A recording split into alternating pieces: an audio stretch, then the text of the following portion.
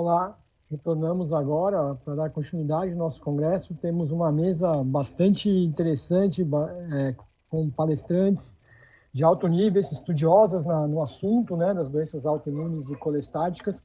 E para coordenar essa mesa, eu gostaria de convidar a doutora Maria Beatriz de Oliveira, que é gastroenterologista e hepatologista, coordenadora do Ambulatório Municipal de Hepatites Virais de São José dos Campos e hepatologista do Hospital Vivale. E, além de tudo, a Beatriz é a nossa presidente eleita, que vai comandar a PEF no próximo biênio 21-22. Com você, Bia. Boa sessão para vocês. Obrigada, Rogério. Bom dia a todos. É um prazer estar aqui. Agradeço o Betinho pelo convite.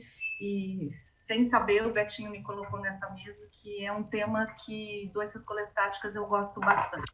E estar com essas mulheres tão poderosas no meio das doenças colestáticas é um prazer maior ainda aprender mais com elas.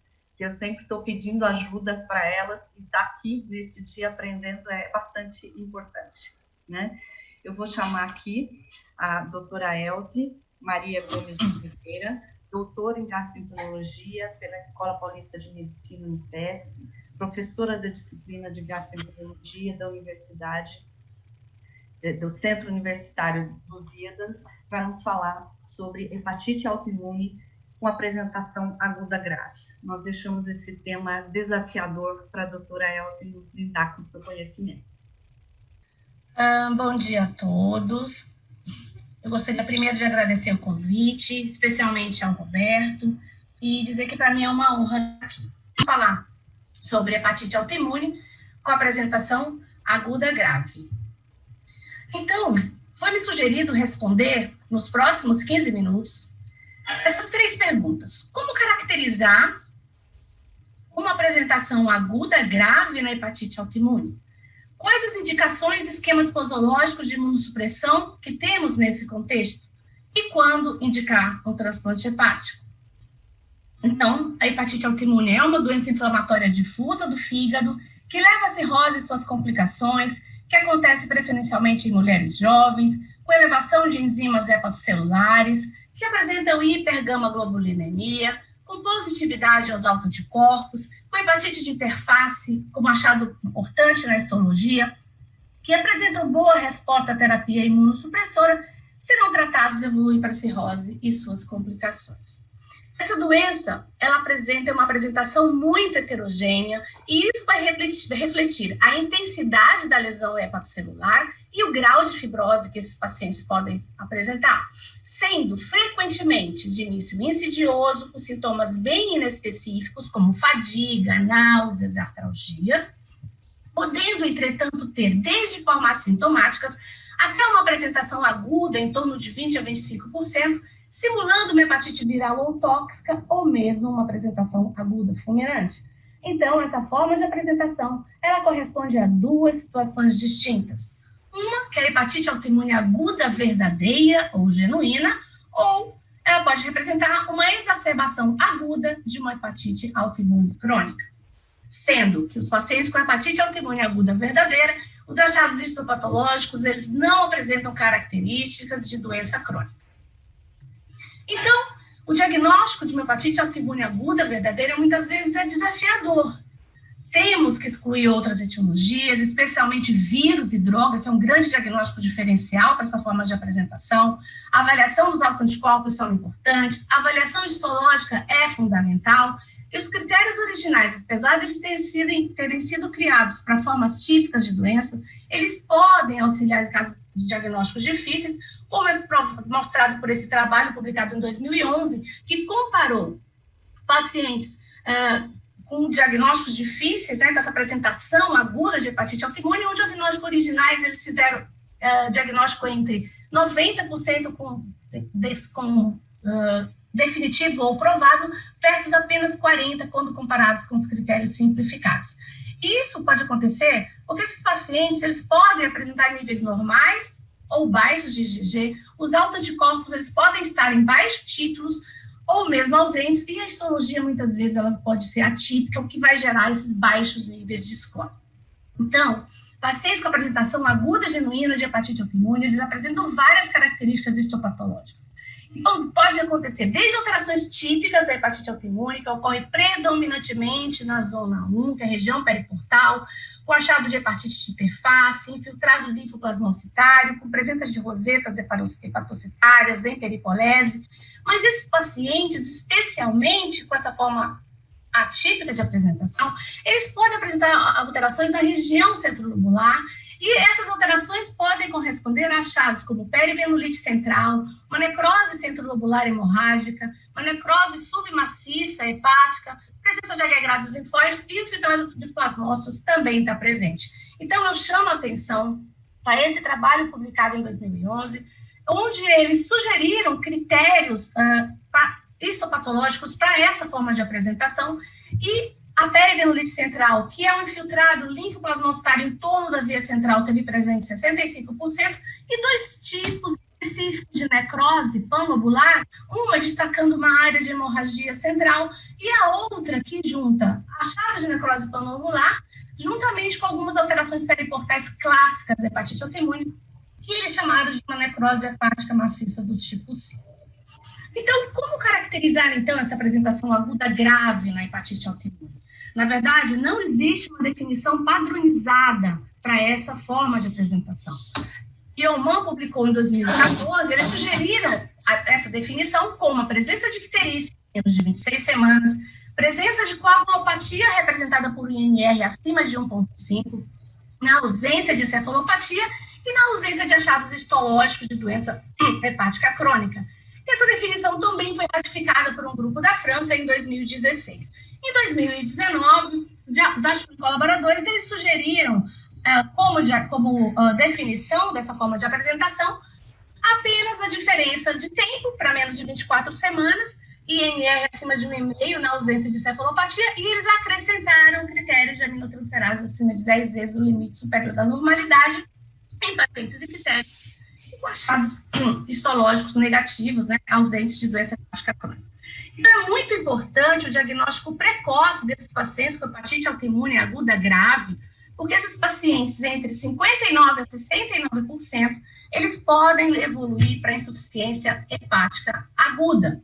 Então, dentro desse espectro de apresentação da hepatite autoimune, a forma de apresentação aguda foi sugerido pelo grupo do King's College, então, uma subdivisão para essa forma, para a hepatite autoimune aguda, em 3 subtipos, que seriam a hepatite autoimune aguda, com pacientes ictéricos, em menos de 26 semanas, sem coagulopatia e sem encefalopatia, pacientes com hepatite autoimune aguda grave, com icterícia, com presença de coagulopatia, representado pelo INR acima de 1,5, na ausência de encefalopatia, e a hepatite autoimune aguda fulminante, com icterícia menor de 26 semanas, em presença de coagulopatia e com presença de encefalopatia, e isso tudo na ausência de características histológicas de doença hepática crônica.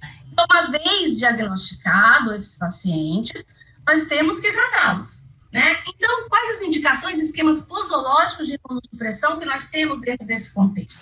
Então, vários trabalhos foram publicados sobre o uso de corticosteroides e resposta à terapia nessa forma de apresentação.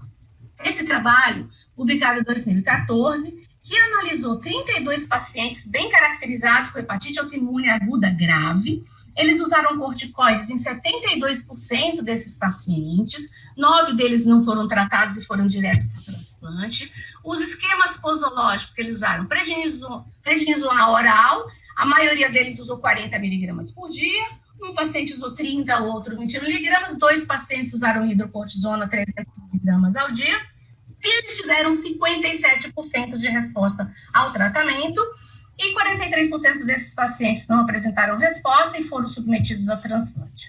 E o que nós encontramos ainda de achados interessantes desse estudo, né? Os pacientes que não foram tratados, eles apresentavam MELD mais elevado e o INR mais elevado. E esses pacientes tratados versus não tratados não apresentaram diferenças estatísticas com relação à sepsis e à mortalidade desses pacientes. E o outro achado interessante é que 5 pacientes diagnosticados com hepatite autoimune aguda grave, que não tinham encefalopatia, e antes do início do tratamento desenvolveram encefalopatia, desses 5, 3 responderam posteriormente à corticoterapia, E eles concluem que pacientes com hepatite autoimune aguda grave, eles devem ser considerados para tratamento com corticosteroides no primeiro instante, e uma investigação completa para sepsis deve ser realizada, e uma avaliação de transplante deve ocorrer concomitante se houver uma deterioração clínica ou a presença de encefalopatia. E esse grupo da França, que analisou 17 pacientes com hepatite autoimune aguda grave, usou corticoide em 88% desses pacientes. 11 pacientes usaram prednisolona, 3 pacientes usaram metilprednisolona, 1 paciente usou prednisona. A dose média deles é de 60 miligramas ao dia, variando de 40 a 100, e eles apresentaram 60% de resposta ao tratamento. 40% desses pacientes não responderam. E quais foram os fatores associados à resposta à corticoterapia que eles encontraram? A menor pontuação no MELD, o INR mais baixo e a presença daquele tipo de necrose que eu falei anteriormente, que é a necrose hepática maciça tipo 5, onde você tem achados de necrose panlobular, com necrose central e achados periportais sugestivos de hepatite autoimune clássica. E, quando eles analisaram a área sobre a curva, eles observaram que o MELD acima de 25,5, uma área sobre a curva de 0,85, com intervalo de confiança de 95%, e o INR acima de 2,46, com área sobre a curva de 0,81, intervalo de confiança 95%, antes do início do tratamento, ele foi preditivo de falência terapêutica. Então, eles concluem que a terapia com esteroide ela deve ser utilizada em pacientes com hepatite autoimune aguda grave, mantendo o monitoramento rigoroso devido ao risco de sepse e evolução para insuficiência hepática. Então, quando nós comparamos esses dois trabalhos que utilizaram os mesmos critérios de definição para hepatite autoimune aguda grave e que usaram esquemas dose um pouco diferentes, a dose de 40 miligramas versus 60 miligramas da prednisolona, nós observamos que eles apresentaram resultados semelhantes, né? E isso sugere que uma medida, talvez uma dosagem moderada da corticoterapia, poderia ser suficiente no contexto da hepatite autoimune aguda grave, e que o uso dessa dose mais baixa, ela pode ter contribuído para esse risco mais baixo de sepsis encontrado nesses pacientes, que foram 26% e 20%. E aí, esse trabalho publicado em 2019, que avaliou 34 pacientes com essa forma de apresentação aguda grave, que eles chamaram de original, e não de verdadeira ou genuína. Eles utilizaram altas doses de corticoides endovenoso. Esse N de 34, eles usaram, todos os pacientes utilizaram corticosteroides. 7 desses 34, quer dizer, 20%, usou metilprednisolona, 1 grama por dia por 3 dias, seguida de prednisolona 1 miligrama por quilo dia, endovenoso, e a maioria deles, 27 desses pacientes, utilizaram prednisolona na dose de 1,5 miligramas por quilo dia EV. E depois eles evoluíram, quando os pacientes tinham INR menor que 1,3, uma bilirrubina menor que 3, eles começavam a terapia oral com corticoide. E eles tiveram uma resposta de 97%, apenas um paciente evoluiu para óbito na fila de transplante. E eles acompanharam esses pacientes por um segmento médio de 65 meses e observaram que esses pacientes com apresentação aguda, verdadeira ou original, eles tiveram uma resposta completa maior quando comparados com aqueles pacientes que tiveram uma apresentação insidiosa. E a variável relacionada à resposta completa foi o menor nível de MELD nesses pacientes com apresentação aguda grave, onde eles concluem que o uso de altas doses de corticosteroides endovenoso ele é efetivo e seguro, portanto, esse tratamento ele deve ser indicado o mais breve possível antes que esses pacientes desenvolvam insuficiência hepática aguda. Então, dentro desse contexto, é muito importante avaliarmos os fatores de risco associados a uma maior probabilidade de resposta aos corticosteroides. Então, esse trabalho publicado em 2011, onde eles trataram 71 pacientes com prednisolona, 40 miligramas dia, tiveram uma falência terapêutica em 18%, e a mortalidade foi maior nesse grupo que não respondeu ao tratamento. Eles fizeram um olhar para esse grupo e eles observaram que os fatores associados à falência na apresentação foram níveis mais elevados de bilirrubina, o INR mais prolongado, MELD sódio e o KELD mais elevado. E quando eles avaliaram a área supracurva, né, uma melhora na pontuação do MELD de sódio e do QELD no D7, eles observaram um melhor resultado. Então, a falha em não diminuir mais de 2 unidades no MELD em 7 dias, ele é um preditor de falência terapêutica. E a minha última pergunta, eu vou responder quando indicar o transplante hepático, através dessa sugestão do King's College, onde eles sugerem que pacientes com apresentação aguda grave devem ser submetidos à terapia oral ou endovenosa com esteroides, na dose de 0,5 a 1 miligrama por quilo de prednisolona.